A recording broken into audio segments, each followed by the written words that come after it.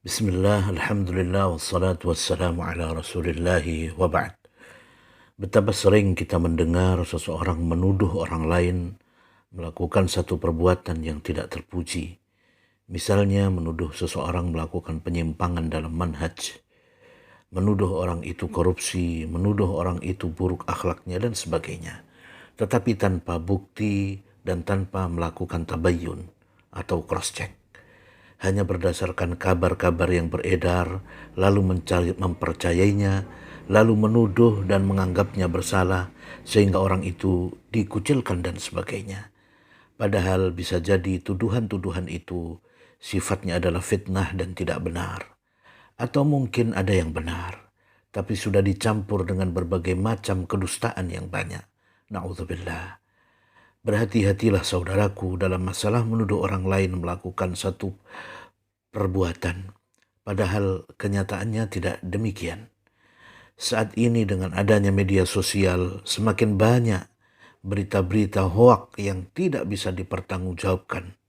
Oleh karenanya kita harus hati-hati menerima berita, apalagi menyangkut kehormatan seorang muslim. Hendaknya kita tidak membicarakan tentang aib seorang muslim, apalagi menyebarkannya. Dan yang lebih berat lagi yaitu jika ternyata ia merupakan dusta dan fitnah. Ancamannya sangat besar dan berat. Dengarkanlah sabda Nabi SAW. Man qala fi mu'minin ma laysa fihi hubisa fi radghatil khabal hatta ya'tiya bil makhraji mimma qala. Barang siapa yang menuduh seorang mukmin secara dusta, maka dia akan ditahan di tanah lumpur neraka sehingga dia mencabut ucapannya. Hadis riwayat Abu Dawud, lihat dalam silsilah al-ahadits as-sahihah.